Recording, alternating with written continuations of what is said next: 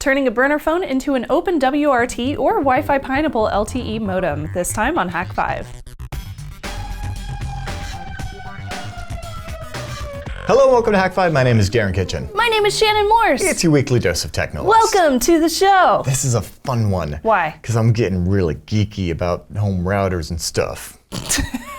In other words, I know why you're doing this segment. Because my Ducky segment failed because I need to bone up on some PowerShell, but instead I'm going to show you guys what I do at home for the Wiffies. PowerShell.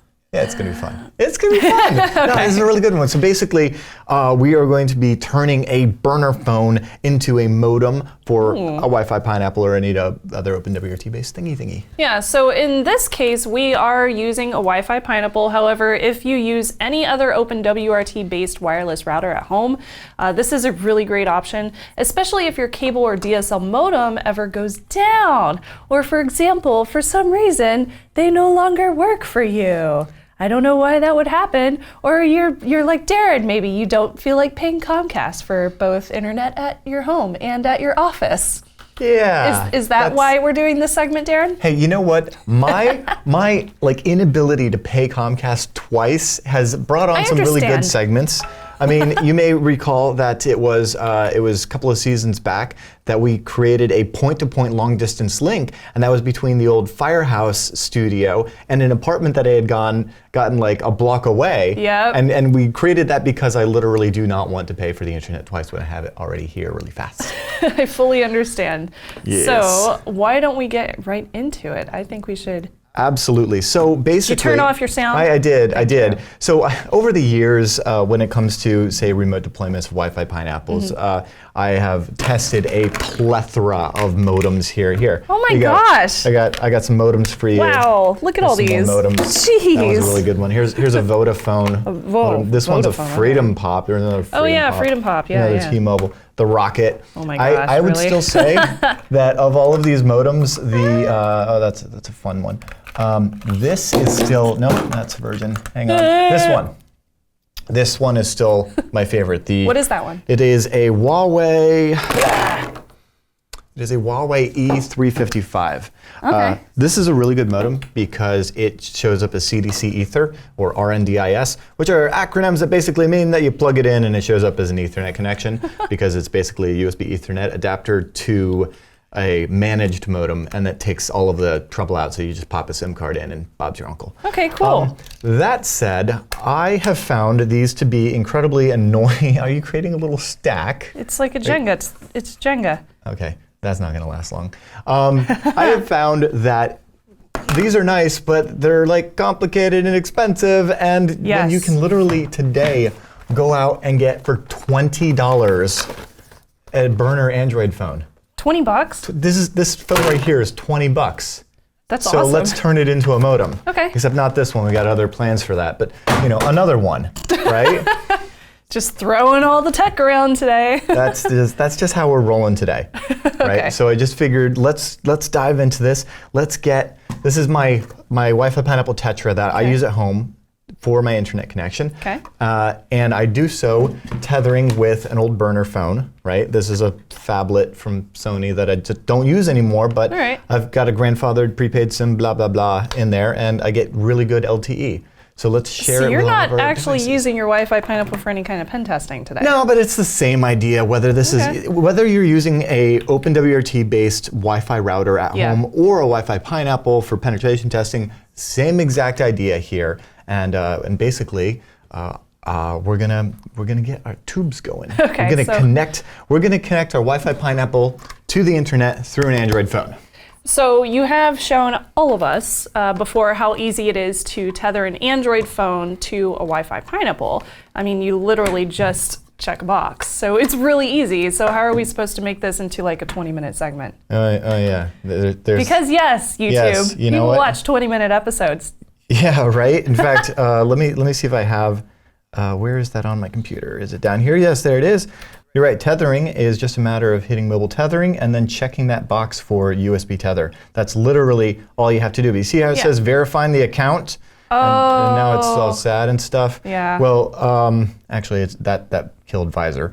But the point of that is that whole tethering verifying your account, that's no fun. Yeah. Because the ISP wants to charge differently for data that is over USB Tether versus data that is coming from the phone itself. Right. That's not fun. So what's the solution for this kind of thing? The solution in this case is Easy Tether. So check this out. This is an app right now that you can grab called Easy Tether Pro. It costs $10. There's a version that doesn't have, the $10 thing that just doesn't do SSL.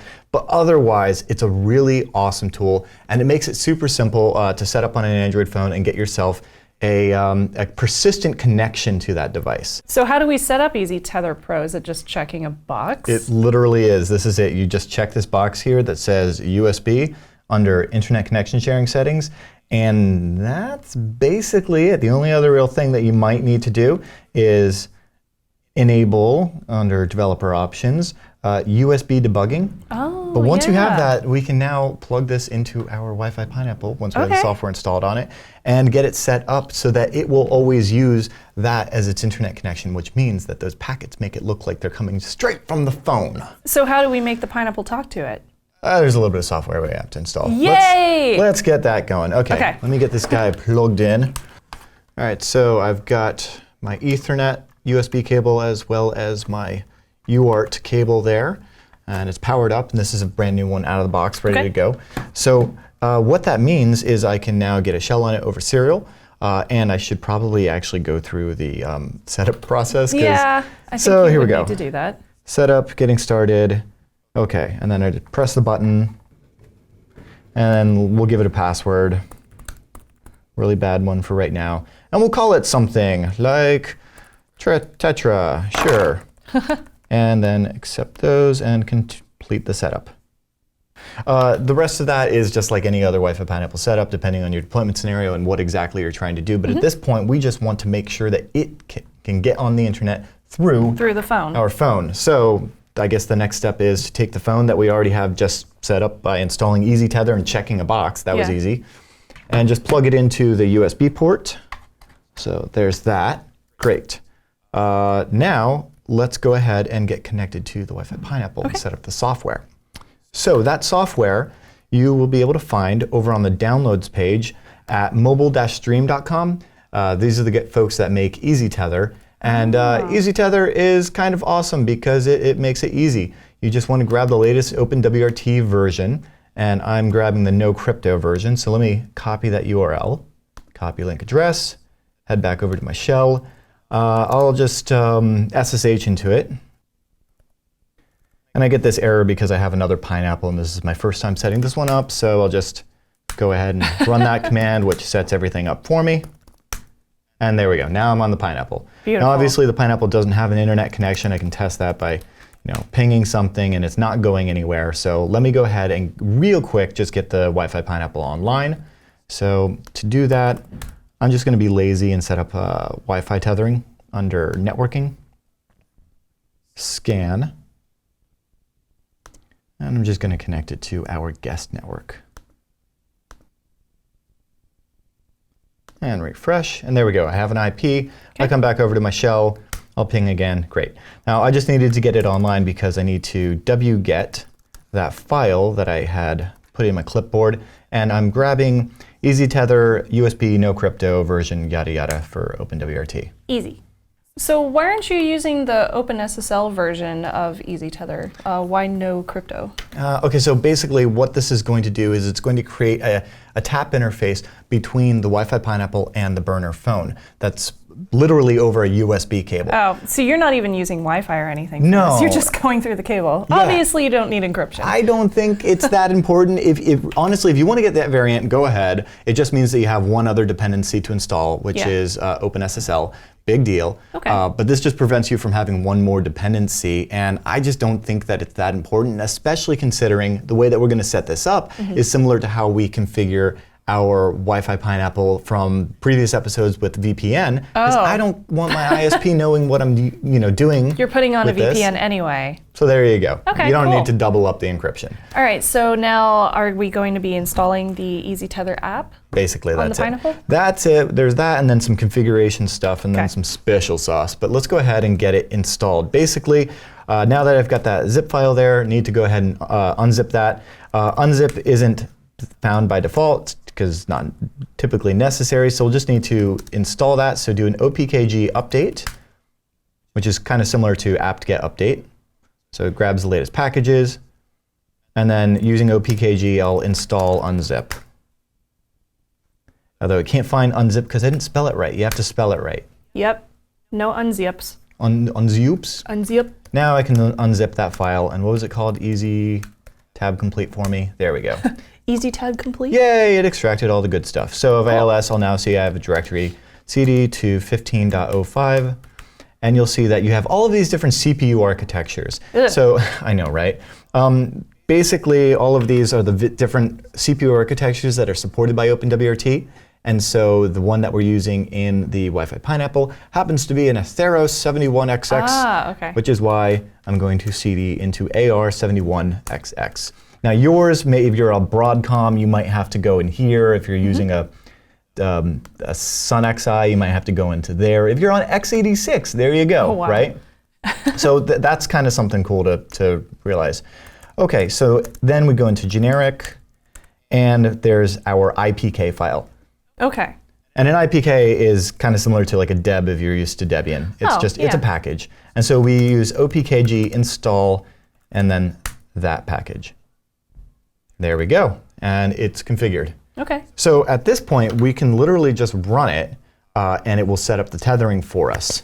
Yay. So let's just take a look at that. So if I just run EasyTether, tab complete, you see it's there now. I can do which EasyTether, and you see it's installed to usr/bin, right? So I'll just run EasyTether, tac help, so you can see some of the options. And there's really not much to it. You literally just run it. And there we go. And it's waiting for ADB authorization. And then over on the phone, all I'll have to do is the very first time you ever do this, it will pop up a thing saying, do you want to trust this key fingerprint? Okay. And you'll get that little pop-up. You've probably seen it before. It's like, hey, do you trust this particular device? Check the box that says, don't ask me again. Yeah. Hit OK. And now everybody is happy. You can come back over to the computer, and it says that it is now connected, and it's switching to the background. Cool. Sweet. That's easy. Yeah. Okay. It was easy tethering. So what happens now?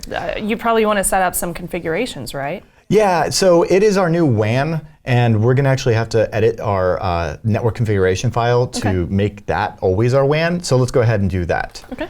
So if I go and nano/etsy/config/network, I'll see these are all of the different network interfaces we have. We've got the LAN, we've got USB, we've got WAN, we've got WWAN. I'm going to go ahead and actually comment out this existing WAN. That's basically what this is this is our wide area network, and it's using ETH0, which in the case of the Wi-Fi Pineapple Tetra is your RJ45 Ethernet jack on the back of it. Right? So instead of using that as our primary internet connection, we're going to use the new interface for our EasyTether. So I'm just commenting that out. It's typically looking for DHCP. And actually these values, I'm going to go ahead and use those because they're pretty much what I'm going to want. So let me uncomment those. And it's still going to be called WAN because that way I don't have to set up any new firewall rules. The firewall rules are already configured for a WAN interface. Okay. The name of it is EasyTether -tap, I believe. Let me. Does it have to be EasyTether -tap? Nah, it doesn't have to be. If you actually go through EasyTether tac help, you'll have the option to name it something else if you really want. Oh, okay. But if I do an ifconfig, you'll see what it does is it creates a new interface. Actually, it's ifconfig tac-a because I want to show all of them, and it's actually tap-EasyTether. So let me go ahead and copy that. Oh. All right, and so let's go ahead and nano that etcconfig network again and change that from EasyTether-tap to tap-EasyTether. Beautiful. All right. And actually, the reason why I had to do, and I just saved that, the reason I had to do an ifconfig-a is because you see that this tap-EasyTether does not have an IP address. It's not online. And that's because we didn't have those network settings. Now that we do, we're saying every time you set this up, go ahead and assign that tap EasyTether to the WAN interface and use DHCP to get an IP address and set up that interface. Oh, so at this point, I could actually restart the networking. So etc init.d/network restart, or I could just reboot the Pineapple. Either way, it's now going to pick that up and use that interface as its new wide area network connection. Okay, so how do we test it then? Well, basically, just like any other interface, it's really no different than if this were an Ethernet cable. It just so happens to be that it's over USB. Over USB. To a phone. To a phone. So let's go ahead and take a look. So basically, if I now run ifconfig, now that I've restarted that networking, you'll see that tap Easy Tether has an IP address of 192.168.117.2, and that's what it got from my phone. So if I were to say ping.1, which I'm just going to assume is the phone, there you go. That's me pinging the phone. And now if I ping 8.8.8.8, I'm, well, come on, would have been connected, except I messed up my routes when I went ahead and when I was doing the USB, when I was doing the Wi-Fi tethering, just because I was like being cheap and didn't want to SCP a file over. So I'm just going to reboot the Pineapple, which is going to make this like stupid simple to fix, because I don't feel like going through a bunch of IP tables. And there you go. That's from me to you. Oh, that works. Hey, you know what though? It gives me an opportunity to show you how you can fix a hung SSH session. Because now that I'm rebooting my Pineapple, and I'm actually having to unplug not just the regular power cord, but also the USB, because it can power over USB. Yeah. So now it's turned off, right? I'm going to go ahead and boot it back up, and get my serial and my Ethernet plugged back in as well. Okay. Now I have a hung session. If I'm hitting enter, nothing's happening. Oh yeah. This terminal is borked, right? Here's the trick. If you hit tilde, then period, then enter, it's going to go ahead and kill your SSH session. Try that in any SSH session. You probably don't want to. But for a hung one, tilde.enter, boom, connection to it's closed, and everything is happy now, because now I can just SSH back into it. And actually, you know what? While that's waiting, I'm going to show you the other way to get into it, which is over serial. So Minicom is an awesome serial program. You'll probably have to, install that. It's not included in most distributions, but it's an amazing program. So Minicom TAC ESH, S for setup.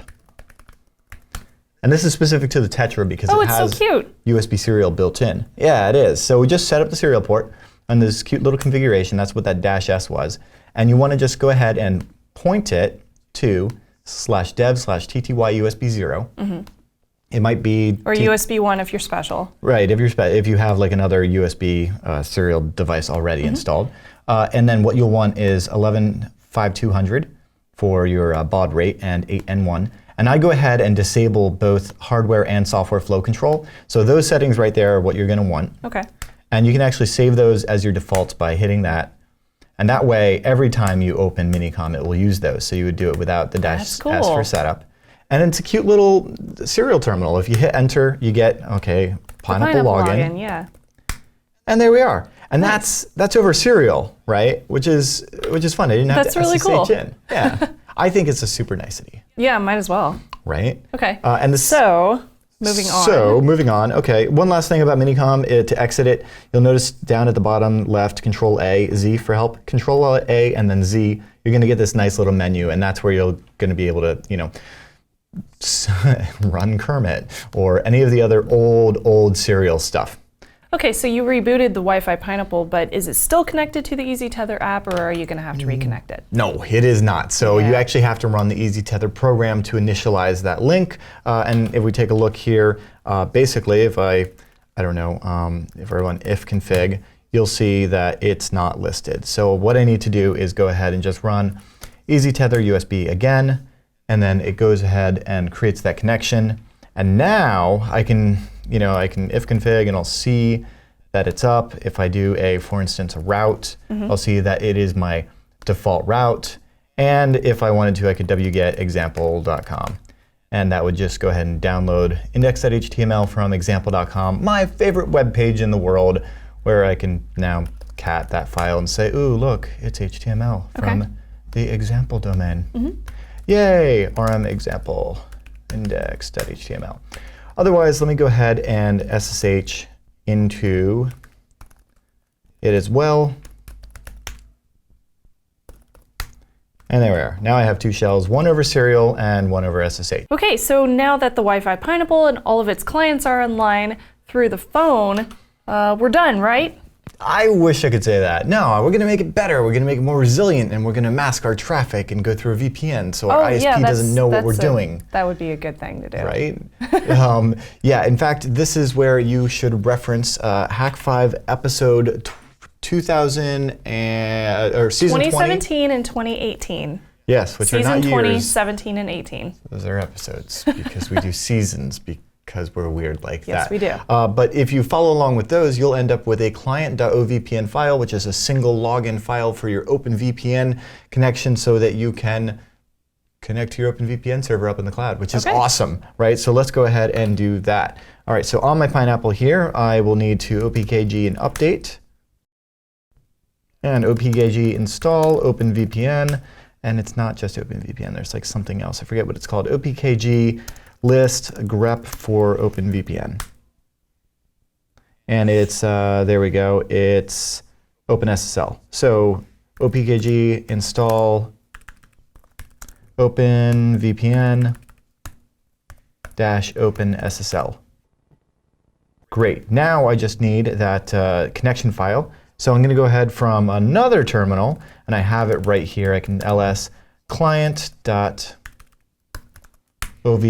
and I'm going to SCP that over. So SCP client.ovpn, so it's going to copy this file over SCP, which is over SSH, to root at 172.16.42.1. I'm going to put it in /root.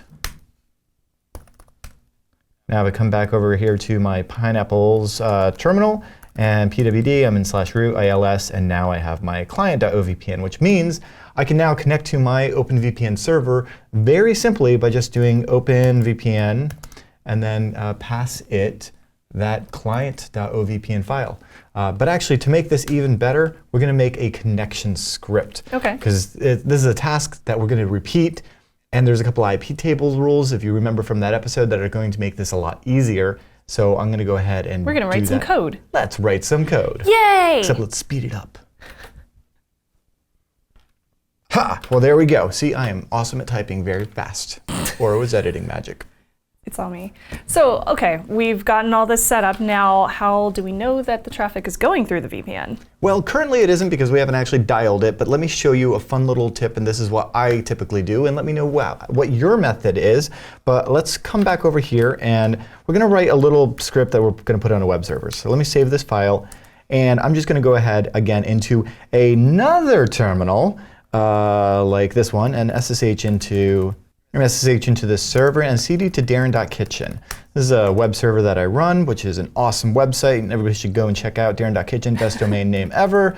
And I'm going to cat this file ip.php. It is a very simple script. It's literally just this one liner of PHP. Wow. All it does is it echoes back this environment variable, or I guess it's not an environment variable, it's a server variable from PHP, which gives you back your remote address. So what that means is, for instance, if I were to wget that file, well, in this case, I'm running it on the server that it's running on, so why would that work? Here, let's do it on the Wi-Fi Pineapple. So from the Wi-Fi Pineapple, let's wget Darin.kitchen/ip.php. And I'll do this without the tag queue, because you'll see basically the tag queue says, hey, don't show me all this stuff, because I really don't care. And it creates a new file called ip.php right here. If I cat that, I'm not going to get PHP code, I'm going to get the output of it, which in this case is an IP address. And that IP address is from the modem. Yeah. So that's the actual IP address of this cell phone, registered with whatever tower, right? Yeah, yeah, of course. That's not the OpenVPN. So keep that in mind. The one that we're looking at right now ends in .111. Cool IP address, bro. Let's now go ahead and chmod +x that VPN connect.sh that we just created. And when we run VPN connect.sh, there we go, setting up our OpenVPN server, connecting up in the cloud. This is where you reference Season 20, Episode 19 and 18, and initialization sequence is complete. Yay! Which means, yay, it is now, our default route is over ton 0 going through our VPN connection. Cool. And again, we can test that by running again that wget, and actually let me delete it because there's currently cat ip.php, right? Ends in .111. So now let's remove ip.php and rerun that wget right here, and this time with the TAC-Q. And now when we cat ip.php, you'll see that it is not 172.58.2.8.111. Because of the VPN. Because of the VPN, yay! Cool, so we're done, right? I feel like we're not. No, Shannon, we have to make it better. Okay. Right? I mean, how do you make it better? Let's do a keep alive. Because as we know, and this is really annoying, I discovered this because T-Mobile likes to throttle bandwidth if it's streaming video. So you'd be watching like YouTube or Amazon or Netflix or whatever, trying to chill, and yet you're getting 480p, which is no love. You need to click right there if you're watching on the YouTubes, and then you want to click the 1080p because that's the good stuff. Right there. So I noticed that that if I run everything through a VPN, then they don't shape my traffic. Because they don't know what you're doing. Because they don't know what I'm doing. Yeah. And it's none of their business anyway, which is why we set up the VPN. But if the VPN dies, then suddenly your Netflix session turns into buffering and no one's chilling and having any fun. Yeah, you gotta Netflix and chill, man. That's what we're gonna do. Okay. Right? We're gonna call it chill.sh. Chill. Right? So let's go ahead and touch chill.sh. That's awkward. Why not? There are a lot of awkward commands in Linux. That one's not installed right now. Anyway, point is, what we're going to do is we're going to go ahead and I'm going to use Nano to take a look at this. And what we're going to do is write a little script, and that's just going to be a very simple while loop.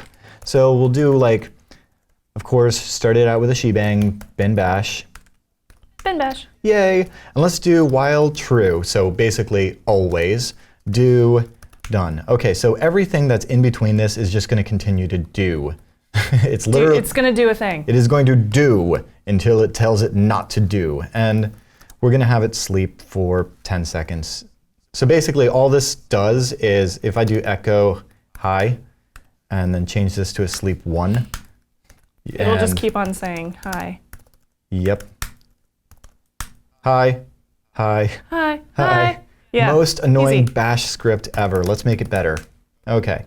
Let's replace that with a nice little, remember that wget? Yeah. Let's go ahead and do that wget again, but this time we'll put in an if statement. So if whatever you put in bash inside of $paren is similar to what you may have seen with backticks in the past. Yeah. This is the old style. You don't want to do this. That'll break a lot of code. This is the new style. So basically we're going to say if whatever this is, and this command is going to be wget tac-q darin.kitchen, don't use my server, use your own, ip.php. I'm going to rename that file later. And then after we're done with that, we're going to also cat ip.php.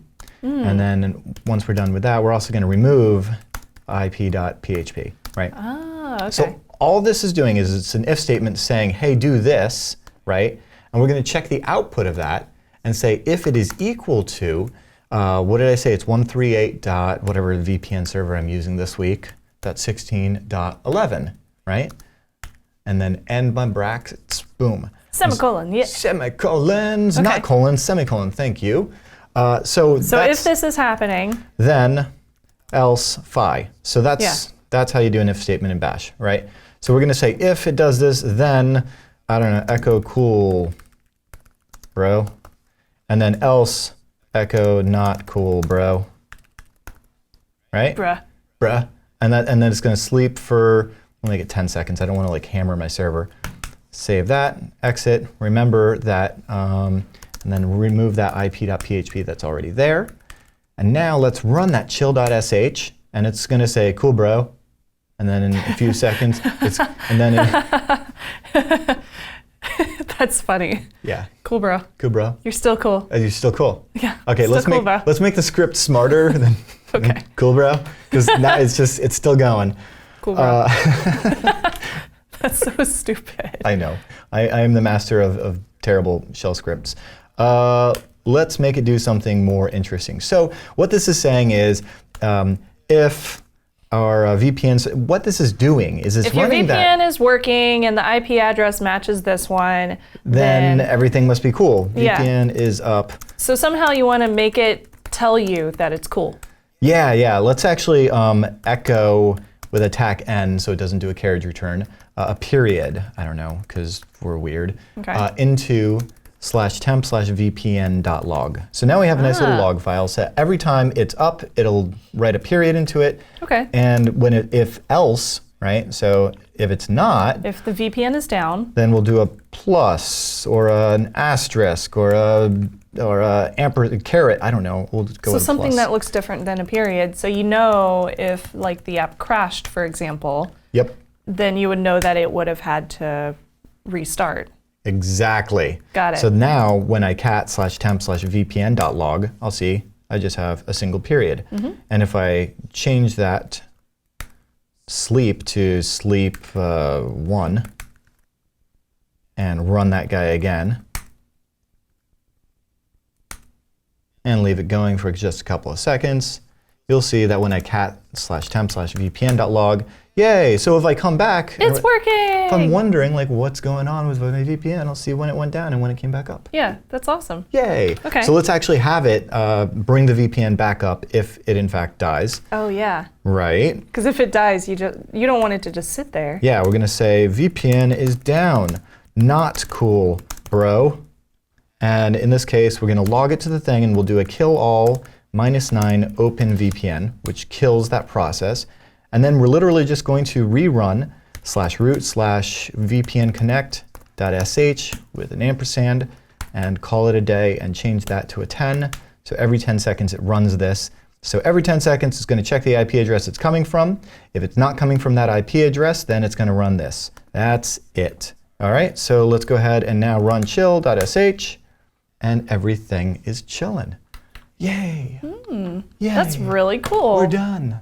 Are we done?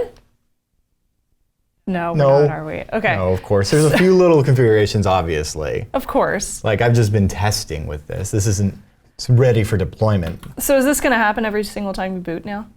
No. Oh. Because we've just been doing this interactively. Yeah. To make things happen every time we boot, we need to put it in our RC local file. Let's take a look at that. Ah, okay. I'm going to kill the chill. I'm a chill killer, right? I'm going to cat/etsy/rc.local. This is a file where you can put commands above this line, and they will run every time you boot. So the commands that we will want to run are obviously our VPN connect, and remember it's just EasyTether USB is the actual command that we want to add into there. I would typically just like, if I were to add this into a file, I would just echo that, and with waka waka to etsyrc.local. Yeah. So there you have vpnconnect.sh. Yes, and so we'd want to echo, I don't know, /root/vpnconnect.sh with an ampersand, and we would want to put that in etsyrc.local. Okay. Okay, and when we cat that file again, you're going to notice there's an obvious problem with this, which is that above this line. Yeah, an RC local has to end with exit 0. I could use sed or something else to fix that, or we could just use nano because we're awesome. And I'm just going to cut that and then paste it because I'm being lazy. And there we go. Okay. Right, so now every time we boot up, that VPN connect.sh will run. Awesome. As well as our USB tethering, our Easy Tether. Okay, that's very cool. Yeah, and then our, we probably want the chill script to also run on boot. So let me go ahead and add that. Yes. Okay, so finally everything is set up. We have the Wi-Fi Pineapple tethering to the phone. We have the VPN going and restarting if it ever dies. So now I can go get some food, right? No. Oh, Shannon. yay. By the way, like when we're recording, it's like 2:30 in the afternoon. She still hasn't eaten. She's really frustrated. I'm really So I'm going hungry. to wrap this up as soon as possible because she might like attack. But we have to make it better, Snubs gets Shannon. hungry. Yeah. Hangry. That's a hangry Snubs. Hangry. Okay, so what do we do now? You know that we have to make it better, obviously. I mean, we have can you make it better? working, but let's fix it because it's Okay. not broken. No, it would be really nice to be able to utilize the LEDs on the front of the Wi-Fi Pineapple to be able to tell the state of the VPN because that's a fun example of talking about GPIO and LEDs. Oh, okay. Yeah. Like that segment I did a while back. There you go. About LEDs. Right? Yeah. Okay, well, let's take a look at how it works when we're talking about the Pineapple instead of like discrete logic. So get this, we're going to make our shell script better. If we cd over to sys/devices/platform, and in there we're going to see a bunch of stuff. We're going to go GPIO. to LED GPIO. And then in here, we're going to go into LEDs. And in here, you're going to see that we've mapped them to Tetra Blue. Red, and Tetra yellow. Red. You know, I like red. We're going to go CD to Tetra Red. OK. Great.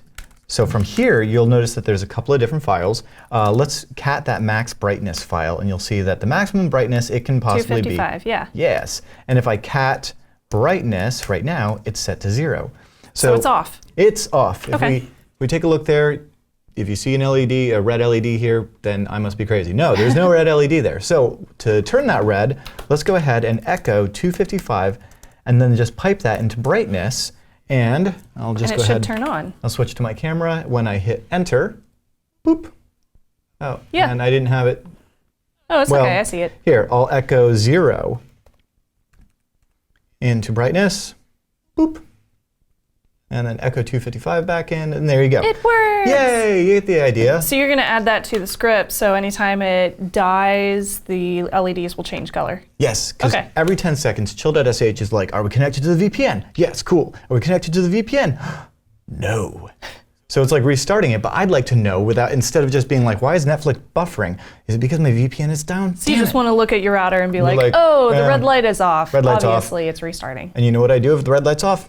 Wait 10 seconds. Because it'll fix itself. I chill. Without the Netflix. Oh, well, anyway, let's see. All right, so let me get this file. It's I'm just going to copy this into my clipboard. And it's brightness is the name of the file. So let me come back over to my root, right? And I'm going to edit chill once more. And all we're going to do is we're going to say if, we're going to be superfluous. This doesn't necessarily need to be exactly like this, but whatever. Into /brightness, right? So that is going to make it red every 10 seconds, even though it most likely will always be. And if it's not, then up here, we're going to go ahead and make that a 0. Boom. And pretty that up and save that file. Great. So now when we run chill.sh, it's going to be red. It is because red. It's connected. Yay. And I do want to mention too, if you're working with these kind of GPIO LEDs, anything over 0 is going to be on. So if you make it like echo 1 or something like that, it's also going to be on. It doesn't vary in brightness. No, it's not just, necessarily on this particular on platform. Off. Yeah, on this particular platform. But certain other platforms, you can change it to like blink really fast or change in fades and pulse. You have like one of those laptops where there's like a piece of fruit on the back of it that like lights up in white and lets everyone at the coffee shop know that you paid a lot of money for your laptop. You could do that. You can do so many cool things because we're messing around with Bash and having fun and chilling, and that was a lot of fun. That is cool. It took a little while to set up, but I love the fact that you can totally make it look like you're not tethering. Well, what I love about this for me is that now it is tethered, but if it reboots, it's going to reconnect. Yeah. If the VPN dies, it's going to reconnect. Like, there's nothing, there's no more setup involved, right? You don't have to. You just do that once and you're good to go. Right? So I know it's been a half-hour segment or whatever, but it does, but you do the work and then you do it once and then boom. You don't have to worry about it again. You don't have to mess with it. All right, well, we're going to take a quick break, but afterwards we've got a Technolist photo of the week and more stuff. And more. Do you have brilliant ideas for phone tethering Pineapple apps of your own? Well, you should bring them to the interwebs, and the best place to do that is over at domain.com, because that's where you can get yourself a nice domain name. And you know what? It's where Shannon and I go whenever we have brilliant ideas. And it's because they have this awesome domain discovery system that makes it super simple to find the perfect domain name just for you. And then their checkout process, which is super streamlined and easy, means your website's going to be up and online in no time flat. And best of all, domain.com, huge fans of Hak5, huge fans of yours, so they have a coupon code just for you. It spells Hak5, it's HAK5, and it saves you 20% check out at domain.com. How awesome is that? These guys have been supporting Hak5 for years and years, and we love them. So you know what, even if you're not getting a domain name today, you should tweet them at domain.com and say, dudes, you guys are awesome for supporting Hak5. And next time you need a domain name, think domain.com. We're back, and it's now time for a Technolist photo of the week. Every single week, we are asking what tickles your Technolist, and you can send us your favorite pictures over Twitter, Facebook, or Instagram, even if you want to. Use the hashtag HAK5, that's hashtag Hak5, so that you can be entered into the giveaway. So this week, ours comes from Alex. Hey, Alex, check it out. Putting a Hak5 Wi-Fi dongle to use. This is the little nano dongle that we use. And it looks like he has radio. it looks like he has it plugged in so he can get Wi-Fi from a Pi Zero, and the Pi Zero is set up as, I think that's a moisture sensor for his plant. So he's got it plugged into his plant as a moisture sensor. Yay. And I'm assuming that he picks up data through the wireless adapter. I would love to hear really cool. more about the project. Dude, me too. You should tweet at us. I would love to hear that. And actually, you'll need to tweet at Shannon anyway. I'll send you a DM. Get your address, and that we can send you a Wi-Fi Pineapple Tetra that we've been using on the show today, Yay. as well as the book. And that should be a lot of fun. Very cool. And make sure everybody else use hashtag Hak5. Keep sending over your photos. You don't have to reply us or anything. We'll see anything under that hashtag. So I love checking out your hacks. It's very inspiring. Yes. And it's really cool. And also, I did want to mention too, if you guys have a charity, or if you have a hacker event or a hacker space or a convention, something that you want us to share on the show, you can send your stickers over to hak5.org/address. That's where you'll find our address where you can send us stickers. Yes, awesome. Good stuff. Thank you guys for sending those in. And I hope everybody has an awesome November as things are starting to get all holiday-like. Oh, holidays. Starbucks cups are becoming green. Oh, they are? Yeah.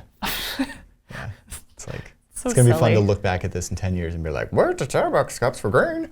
Anyway. Hak5.org is where you can find all the information on what kind of events we'll be going to in the near future. And it's also where you can find all of our other podcasts, as well as youtube.com/Hak5. Right. Metasploit Minute, Tech Thing, Threatwire, Hack Tip, just a ton of awesome shows waiting for you right now. HAK5.org if you're looking for what to do next. Right now. Right now. Stop watching this show and watch another one. And lastly, if you want to support us as well, you can go over to HAKshop.com. That is where you can find the Wi-Fi Pineapple, the brand new Wi-Fi Pineappling book, which Darin wrote himself. I edited. It's awesome. So yeah, Hackshop.com for all of your pen testing needs. Yes, and cool. Oh, also, it was on Blacklist. Oh, What? yeah, that was what? Or no, it was the Ducky that was on Blacklist. That was the weirdest thing. We'll talk about that next week. And you know what? We'll because I have a fun Ducky script that'll hopefully go along with that, because I love dissecting what like Hollywood does to try to make things real. That's awesome. Oh man, let's use the reverse shell. What? Anyway. Do you know what that means? It's gotten a lot better. It used to be really bad. It's gotten slightly better. It has. We're no longer flying They've through started asking cyberspace. for scripts from the actual people that make the things, so that's good. That's good. It's a step in the right direction.